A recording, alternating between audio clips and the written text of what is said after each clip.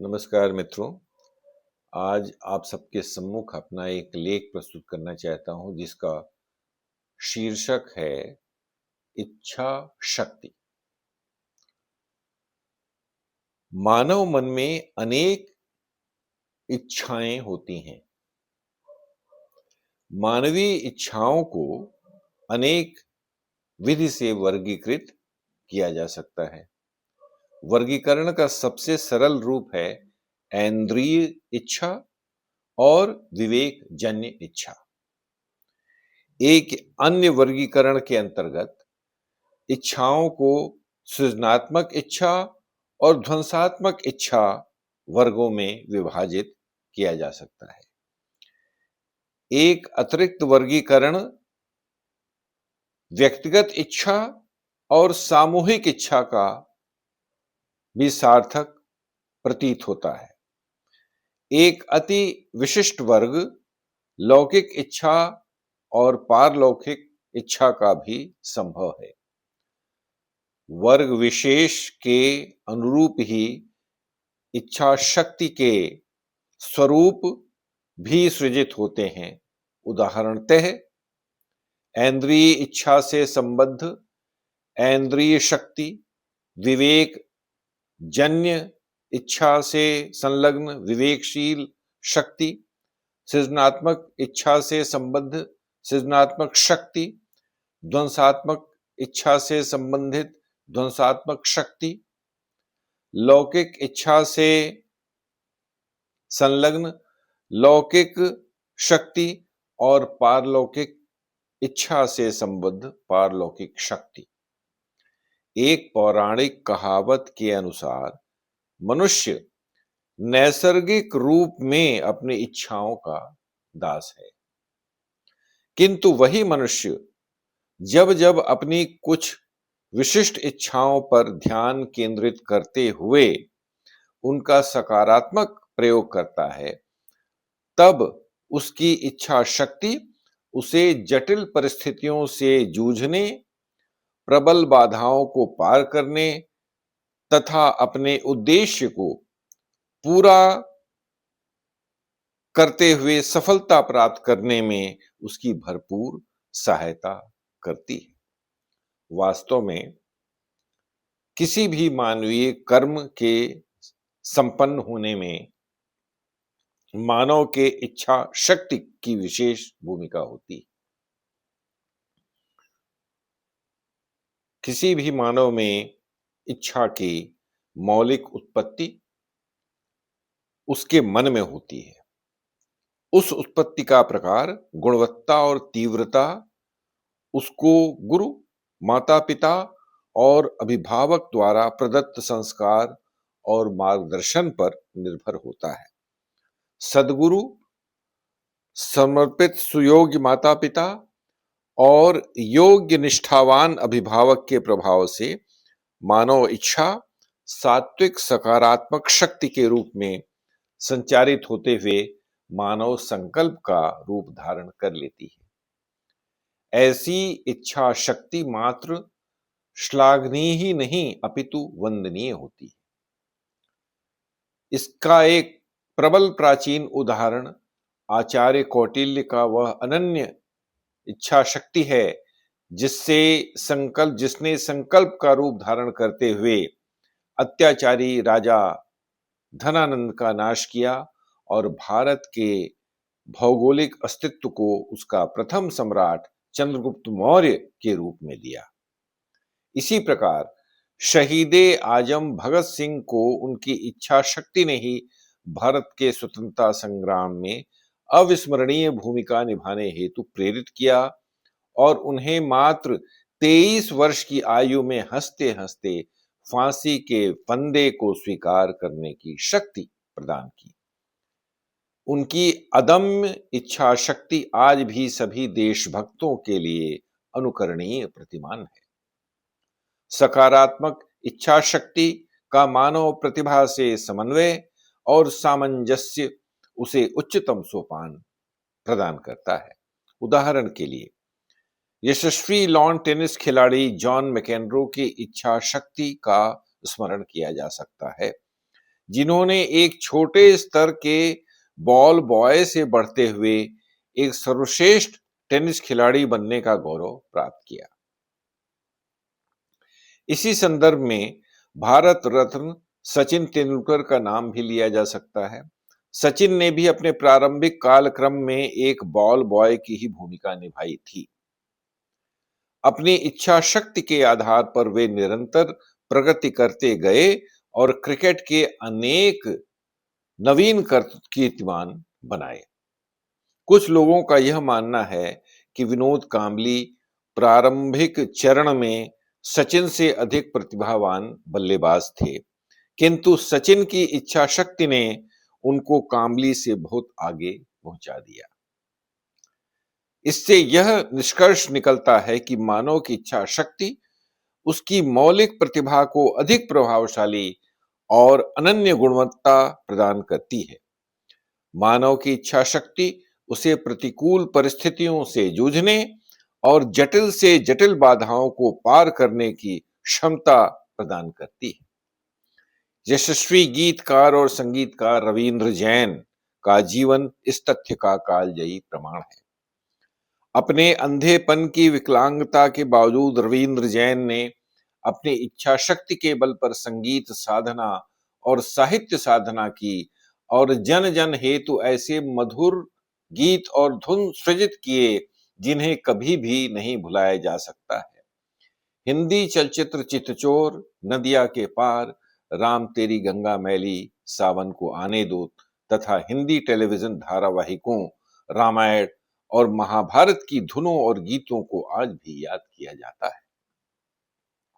प्रसिद्ध अभिनेत्री सुधा चंद्रन की इच्छा शक्ति भी सादर नमन योग्य है। उसके आधार पर सुधा चंद्रन ने अपने पैरों की के दुर्घटना में विकलांग होने के बावजूद साहस करते हुए नाचे मयूरी और अनेक अन्य धारावाहिकों तथा चलचित्रों में स्तरीय अभिनय करते हुए अपना विशिष्ट व्यक्तिगत अस्तित्व स्थापित, संचारित और प्रसारित किया। इच्छा शक्ति मानव को विषम पारिवारिक परिस्थितियों से जूझते हुए आगे बढ़ने की प्रेरणा प्रदान करती है। इस संबंध में मशहूर फिल्म अभिनेता ओम पुरी का जीवन प्रासंगिक है। अपने परिवार की निर्धनता के कारण उन्हें अपने बचपन में चाय की दुकानों पर और मजदूरी का काम करना पड़ा। उस आर्थिक विपन्नता में भी मात्र अपनी इच्छा शक्ति के आधार पर उन्होंने अपने अभिनव कौशल को निखारा और अनेक राष्ट्रीय और अंतर्राष्ट्रीय सम्मान प्राप्त किए। अद्यतन उदाहरण पहलवानी की दुनिया में अंतर्राष्ट्रीय सम्मान स्तर पर स्थापित होने वाले फोगाट बहनों गीता, बबीता, प्रियंका, ऋतु का है। उनके पिता महावीर फोगाट और माता दया कौर ने समान योगदान देते हुए उनके मन में पहलवानी के प्रति ऐसी प्रबल इच्छा शक्ति सृजित कर दी जिसके आधार पर उन्होंने विशेष अंतर्राष्ट्रीय उपलब्धियां हासिल की। एक और विशेष उदाहरण वर्तमान काल के प्रसिद्ध चलचित्र और टेलीविजन अभिनेता नवाजुद्दीन सिद्दीकी का है। वर्ष 1974 में उत्तर प्रदेश प्रांत के मुजफ्फरनगर जनपद में जन्मे नवाजुद्दीन सिद्दीकी ने अपनी अनन्य इच्छा शक्ति के बल पर अपने पारिवारिक विवशताओं और आर्थिक मजबूरियों का साहस से सामना करते हुए अपने अभिनय कौशल को कायम रखा, संवारा और निखारा और राष्ट्रीय ही नहीं अपितु अंतर्राष्ट्रीय स्तर पर भी एक श्रेष्ठ अभिनेता के रूप में स्थापित हुए। एक वह समय था जब राष्ट्रीय नाट्य विद्यालय में प्रशिक्षण काल में उनके पास मकान का किराया देने और भोजन करने के भी पैसे नहीं थे। आज उसी नवाजुद्दीन सिद्दीकी को अनेक राष्ट्रीय और अंतर्राष्ट्रीय सम्मान प्राप्त हो चुके हैं, जिनमें फिल्म लंच बॉक्स और बदलापुर के लिए सर्वश्रेष्ठ सहायक भूमिका का पुरस्कार एवं फिल्म कहानी और गैंग्स ऑफ वसेपुर के लिए राष्ट्रीय आलोचक पुरस्कार प्रमुख हैं। आज उनका प्रति चलचित्र पारिश्रमिक का औसत आर्थिक स्तर रुपया 50 लाख से कम नहीं है। हॉलीवुड के सर्वकालीन महानतम अभिनेता टॉम हैंक्स के अनुसार नवाजुद्दीन सिद्दीकी असीमित इच्छा शक्ति वाले अनूठे अभिनेता हैं। मानव की इच्छा शक्ति जब किसी विशेष सामाजिक अथवा सामूहिक सरोकार से संबद्ध होती है, तब उसका अवदान असीम हो जाता है। महामना मदन मोहन मालवीय की उस इच्छा शक्ति को कैसे भुलाया जा सकता है, जिसके आधार पर उन्होंने बनारस हिंदू विश्वविद्यालय की स्थापना की, जो आज भी भारत का एक विशेष धरोहर है। अपनी उस सकारात्मक इच्छा को पूर्ण करने के लिए उन्होंने जन जन से दान और भिक्षा मांगने से भी परहेज नहीं किया। इसी प्रकार सभी समाज सुधारकों और समस्त महान लोगों का जीवन उनकी अनन्य इच्छा शक्ति से संचालित होता है। मोहनदास करमचंद गांधी के अंदर बचपन से ही सत्य और अहिंसा का सद्मार्ग अपनाते हुए समाज सुधार और देश को स्वतंत्र बनाने की प्रबल इच्छा थी। उसी शक्ति ने उनको बापू और महात्मा बनाया। इसी प्रकार संयुक्त राज्य अमेरिका के राष्ट्रपति इब्राहिम लिंकन की इच्छा शक्ति ने उन्हें लोकतंत्र की सबल नींव स्थापित करने और रंग भेद समाप्त करने का साहस प्रदान किया। संत कबीर की इच्छा शक्ति ने उन्हें झूठे सामाजिक आडंबरों और अवांछित परंपराओं पर काव्यात्मक प्रहार करने का बल और साहस प्रदान किया। गोस्वामी तुलसीदास की अनुपम इच्छा शक्ति ने उन्हें रामचरितमानस जैसा दुर्लभ ग्रंथ रचने हेतु प्रेरित किया, जो आज तक गाया और गुनगुनाया जाता है। वास्तव में कोई भी योग्य लेखक अथवा वैज्ञानिक बिना इच्छा शक्ति के न तो कुछ रच सकता है और न ही कुछ नया खोज सकता है। साहित्य सृजन के लिए संयमित इच्छा शक्ति और सफल वैज्ञानिक प्रयोगों हेतु कुशाग्र इच्छा शक्ति का होना आवश्यक है। मानव इच्छा में ऊर्जा और शक्ति के ऐसे अंकुर विद्यमान होते हैं कि यदि उन्हें सही मार्गदर्शन और उचित दिशा न मिले तो वह ध्वंसात्मक अथवा ऋणात्मक इच्छा शक्ति में परिवर्तित होकर मानव को विभत्स रूप प्रदान करती है। जर्मनी के एडोल्फ हिटलर, इटली के बेनिटो मुसोलिनी, कंबोडिया के पोल पॉट, युगांडा के इदी एमीन, चीन के माओ सी टुंग और रूस के जोसेफ स्टालिन नकारात्मक मानव इच्छा शक्ति के कुछ ऐसे विशिष्ट उदाहरण हैं जिन्हें आज की पीढ़ी भी भीषण भय का प्रतीक मानती है। राष्ट्रीय एवं अंतर्राष्ट्रीय चोर, तस्कर, अपराधी, डकैत और ठग इसके स्पष्ट प्रतीक हैं। आतंकवाद में लिप्त प्रत्येक मानव सदस्य एवं सरगना ध्वंसात्मक इच्छा शक्ति की विनाशकारी ज्वाला के परिचायक हैं।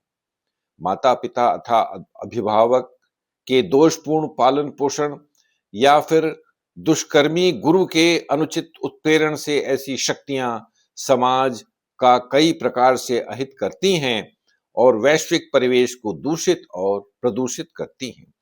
तेजी से बढ़ते हुए इंटरनेट अपराध और साइबर क्राइम इनके अद्यतन स्वरूप हैं। इन अपराधों के अंतर्गत लोगों के ऑनलाइन खाते, क्रेडिट कार्ड विवरण और बैंक विवरण हैक भी हो जाते हैं। ऐसे अपराधों में लिप्त सभी मनुष्य नकारात्मक इच्छा शक्ति के प्रबल संवाहक हैं। मानव की इच्छा सामान्यतः उसके मन में स्थितिज ऊर्जा के रूप में संचित रहती है। उसके बचपन में माता पिता, अभिभावक और गुरु द्वारा प्रदत्त मार्गदर्शन, शिक्षण और ज्ञान उस स्थितिज ऊर्जा को शक्ति स्वरूप में परिवर्तित कर देता है, जो सकारात्मक इच्छा शक्ति के रूप में सक्रिय होकर अनेक लोक कल्याणकारी परिणाम उत्पन्न करके उन्हें प्रसारित करती है। नियमित, नियोजित तथा संतुलित योग क्रियाओं के माध्यम से मानव उस अलौकिक शक्ति का आंशिक आभास करते हुए पारलौकिक आनंद प्राप्त कर सकता है। किंतु दोषपूर्ण मार्गदर्शन और दूषित अथवा अशुद्ध विचारधाराओं के प्रभाव में वही मानवीय इच्छा शक्ति नकारात्मक और विनाशक यथार्थ में परिवर्तित हो जाती है। अतः मानव को सदैव अपनी आंतरिक इच्छा शक्ति को सार्थक ज्ञान, सकारात्मक प्रज्ञा और शुद्ध संदेशवाहक विवेक से संचालित और नियंत्रित करना चाहिए। ये था मेरा निबंध इच्छा शक्ति। यह निबंध मेरा मेरे निबंध संग्रह वर्ष 2022 में प्रकाशित मानव मन की सीमा रेखा का सदस्य था। आज के लिए बस इतना ही। कल पुनः किसी अन्य रचना के साथ आप सबके समक्ष मैं उपस्थित हो जाऊंगा। तब तक के लिए पुनः नमस्कार और विदा।